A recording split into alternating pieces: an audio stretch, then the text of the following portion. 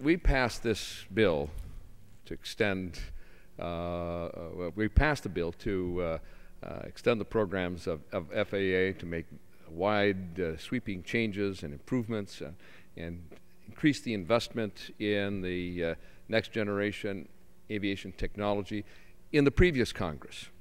We passed it again this year, but regrettably the other body has not acted on that legislation.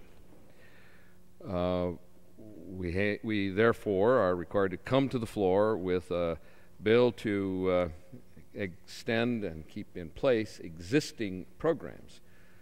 And that's really unfortunate that we have to do it this way. The gentleman from Illinois, who is chair of the Aviation Subcommittee, the gentleman from Wisconsin, the ranking member, have put enormous amount of time, dozens and dozens of hours of hearings, and time spent deliberating with committee staff on the provisions of the bill. We've worked out a truly bipartisan piece of legislation that represents the biggest investment in aviation in the history of the program. In 1958, when the Federal Aviation Administration was created and President Eisenhower signed into law the legislation moving it from the old Civil Aeronautics Authority to the Federal Aviation Administration, the investment was under $1 billion in aviation. Today we earlier this year we brought to the floor a bill to invest over $50 billion in the next 4 years in the nation's aviation programs, in the construction of runways and taxiways on the hard side of airports, improve terminals, extend the and increase the passenger facility charge so that airport authorities will have means by which to serve air travelers more efficiently, more effectively, with greater comfort and expediency than they're doing now. And on the technology side, to make long-range investments, sustainable investments in the future of air traffic control in the domestic airspace.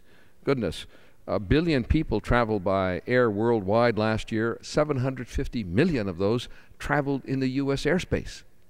We have a responsibility to improve the speed with which air traffic controllers and the accuracy with which they communicate with aircraft and move aircraft in this vast airspace of ours. In addition to which, the United States has responsibility over 3 million square miles of the Atlantic airspace and 18 million square miles of the Pacific airspace, both of which are fast-growing international air travel markets. The transatlantic airspace is a $35 billion market for us, and the Pacific airspace is a $25 to $28 billion market, growing at 5 to 7% a year. But to make it effective and to support our carriers as well as carriers from other countries, we need to advance the oceanic guidance system for aircraft above 39,000 feet.